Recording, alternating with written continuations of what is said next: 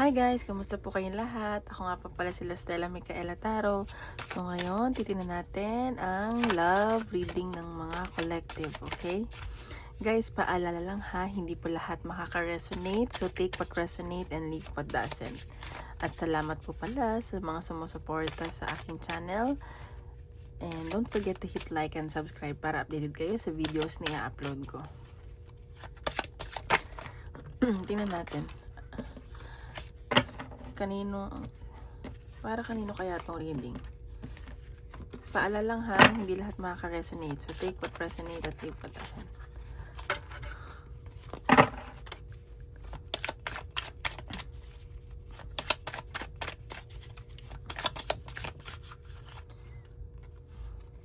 Natin. Okay, the best friend. Dito yung mga, siguro may mga ka-situationship, mga in love sa mga best friend, or sa mga kaibigan, ganyan. Sa mga forbidden love. Okay, Sagittarius, Sun, Moon, Rising, and Venus sign.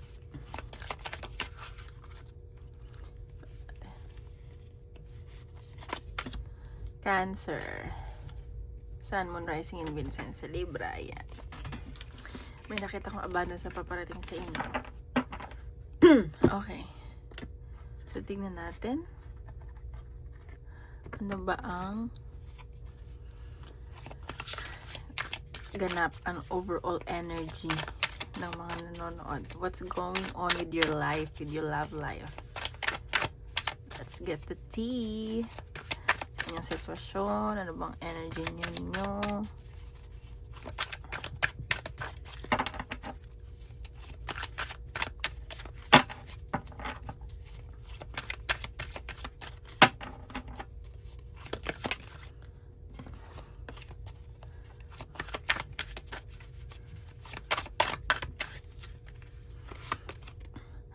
Love on the brain. So, sinasabi dito, meron dito na hindi nakakatulog, kakaisip sa about sa love life nila, dito sa someone, and baka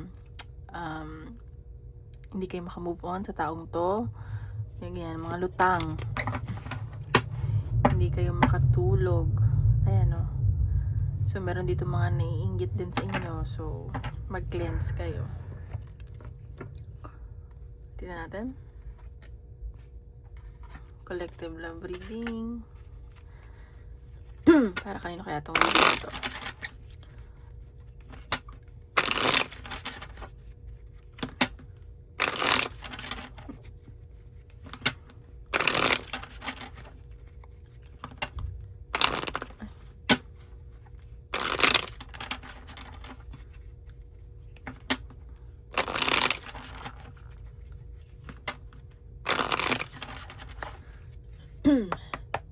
Guys, sa mga gusto mo pa private reading, message lang ako sa Facebook or Instagram. Nasa description box below, okay?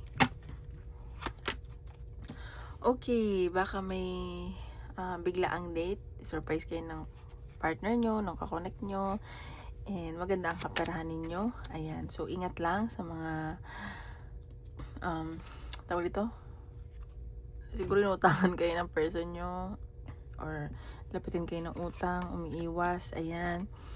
Baka dito ingatan nyo yung finances nyo ng person mo, kasi nakikita nila na malaki kayo kumita, maganda yung kitaan nyo, so baka meron ditong someone na ginagamit kayo ng person mo or ikaw, ganyan.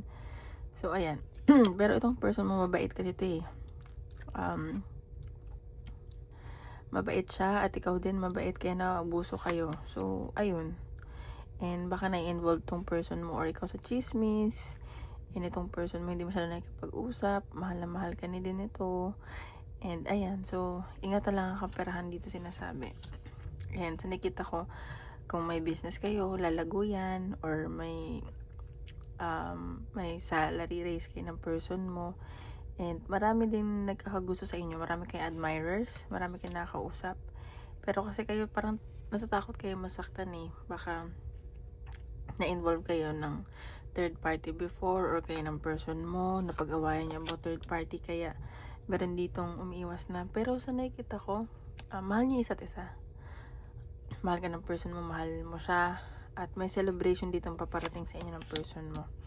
Ayan, kasama yung mga kaibigan. Baka may panlilibre dito. Huwag masyadong manlilibre. Alam mo yun? Ingatan. And sa nakikita ko, ang conflict lang dito is, alam mo yung forbidden yung connection nyo, parang hindi pwede, ganun. Baka nga kaibigan mo tong taong to, ganyan, at nafo-fall. At sa nakita ko, parang napapagod na din isa sa inyo. And mahal na mahal kayo, mahal na mahal kayo, ganyan. Ayan, baka ka-work mo to, ikaw na-stress ka na, hindi mawala siya sa isip mo, hindi makatulog, gano'n, nag-overthink, nai-insomnia, ganyan. So, ingatan nyo pa rin ang health nyo. Huwag kayong mababaliw sa pag-ibig. Ito natin. Energy ng love reading.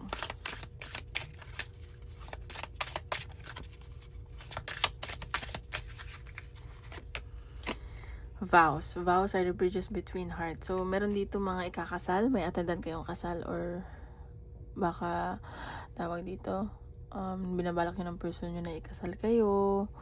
Or siguro meron dito na magkaibigan na nag-uusap na paano kung tayo na lang, ganun. And sa nakita ko, mahal kayo ng person nyo at gusto kayong pakawalan kung hindi man kayo magkaibigan. And pinapangako niya na mamahalin niya kayo. Ganun yung scenario. Ganun yung message na nakita ko. Tingnan natin ano ang nafe-feel sa'yo ng person mo.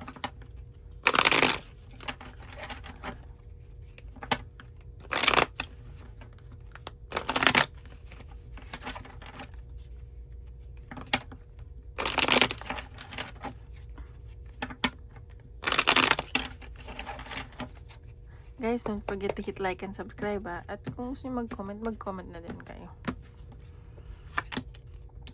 Okay, so itong taong to, hindi to makatulog kakaisip sa'yo. Nag-overthink to at umiiyak din siya. Parang siya nasasaktan. Ano ba, nag-away ba kayo?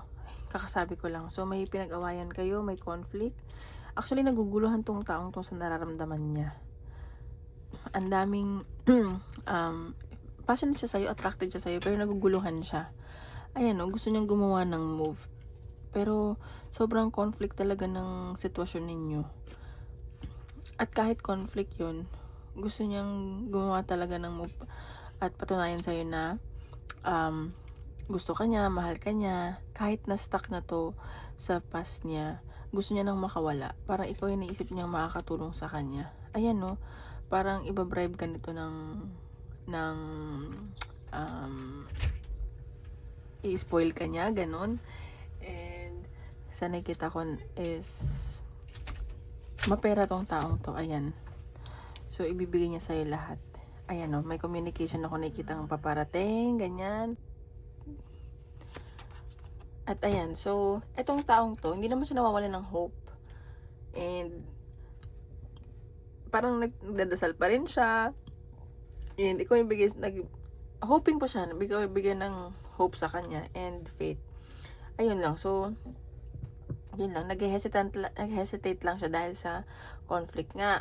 Baka hindi nga pwede. Ganon. Baka nag-away kayo, ganyan. And nakikita ko, parang humingi siya ng tulong sa mga kaibigan niya. Ganyan yung nakikita ko. Ayan. So, tinaman natin. Ayan, mahal niyo naman isa't isa. And meron siguro dito sa mga nagpapastuck din sa kanya. Pero sa nakita ko, passionate kayo sa isa't isa eh. Ayan lang, may tinatago lang when it comes to kaperahan, ganyan. So, mag-iingat ka lang. Baka hindi nagsasabi ng totoo. Ayan, so, nagdadalawang isip talagang taong to. And baka din, iniisip niya na nagtatago ka sa kanya, sa finances, ganun. Ayan. Tingnan pa natin. Anong nafe-feel mo sa person mo?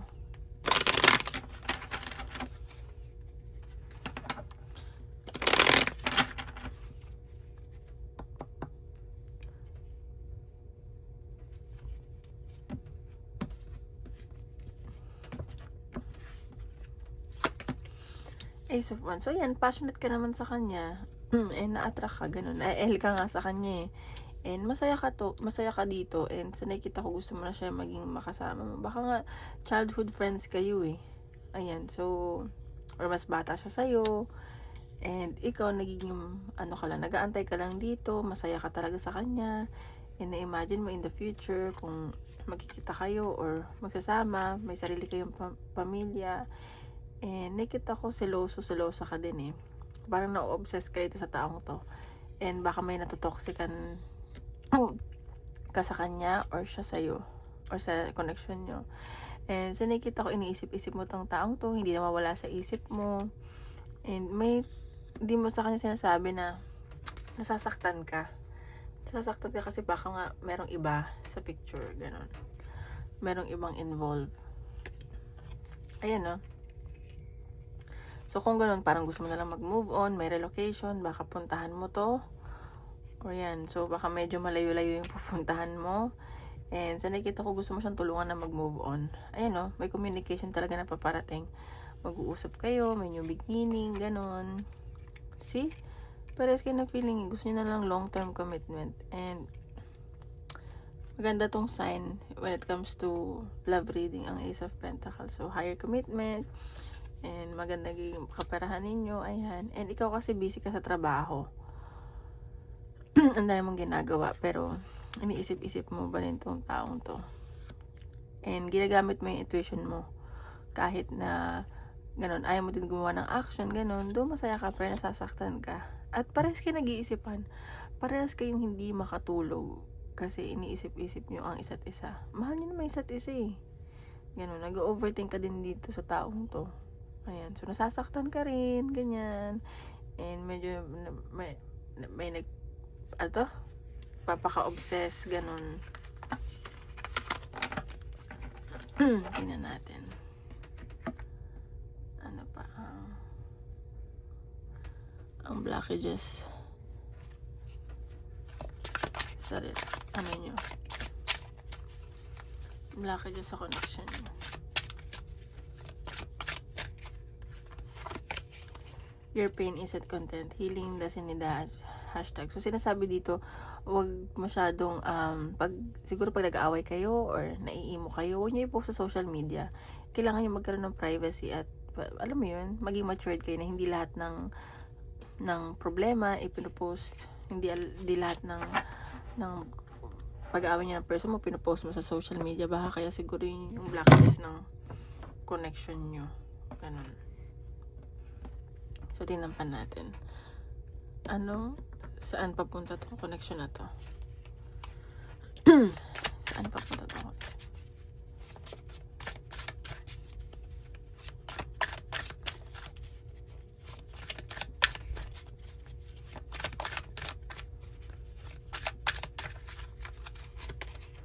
Eight of Wands. So, ayan, may pag-uusap dito. And tuloy-tuloy yung pag-uusap ninyo.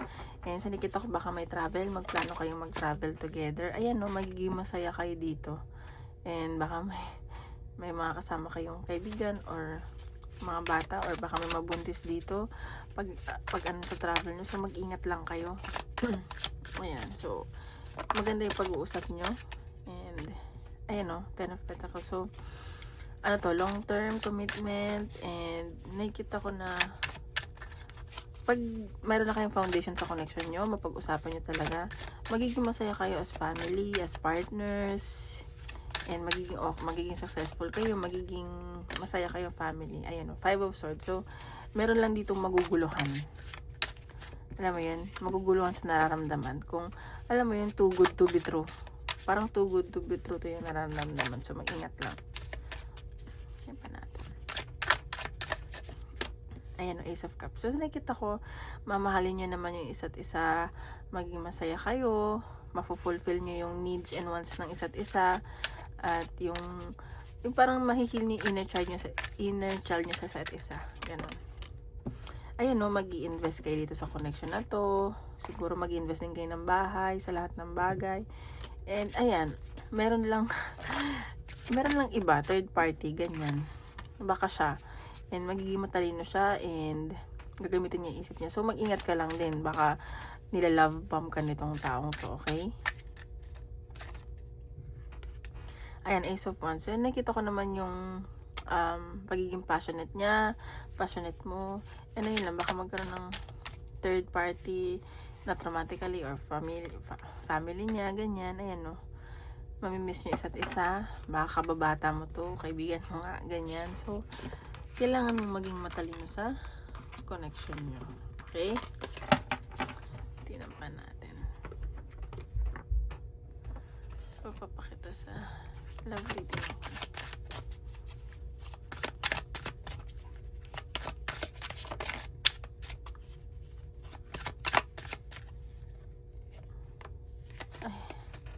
Sige, dalawa. Super size me doing too much. So, ayan, baka nga, binibigyan niya sa'yo lahat, nila-love bomb ka nito. Parang, sobra yung ginagawa niya.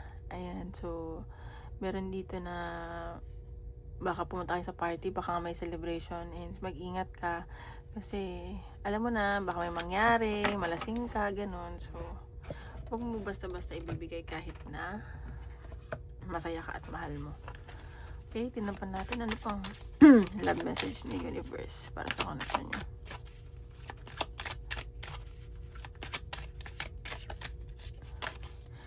Open yourself to others. This is how you will create new friendship at a love relationship. So, sinasabi dito na kahit na masaya ka ngayon, mahal niyo isa't isa, or sa tingin mo may iba, sa tingin mo deserve mo ba yan? And siguro meron pang ibang option dyan, may ibibigay pa sa'yo yung universe. So, pero nasa sa'yo yan. Baka maliit lang yung mundo nyo kasi ganun. So, ayan. Tingnan natin ano ang message sa'yo ng person mo.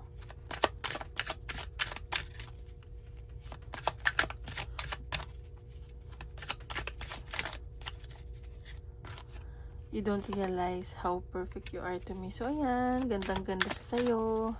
Parang sinasabi niya na dream woman ka niya or guy. Pero syempre, wag ka tayong papaloko sa ganon, diba? You're the first thing I think about when I open my eyes. Diba? Sabi ko sa inyo, hindi to makatulog at pagising pag, ikaw nasa isip nito. It makes me happy to see you thriving even though it's without me. So, siguro pag hindi kayo magkasama, masaya siya na, ka pa rin, like, composed ka pa din, ganon. Nadadala mo pa din yung sarili mo kahit wala siya. Parang, dapat ganyan, ipakita mo sa kanya na hindi mo siya kailangan. Okay, life advice. Be here now. Practice mindfulness to be present in the moment and gain insight. So, sinasabi dito na,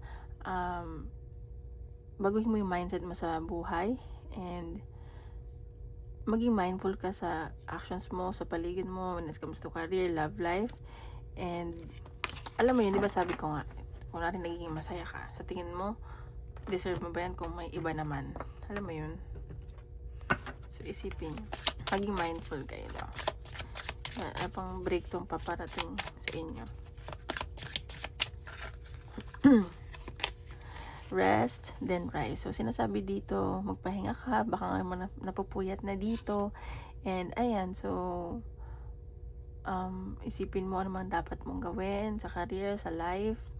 And, magpaganda ka, mag-invest ka sa sarili mo, and, i-rest mo yung mind mo, yung body mo, at, alam mo yun, maging confident ka ulit na you deserve better. Ayan. Pwede na natin, lucky number. Lucky number.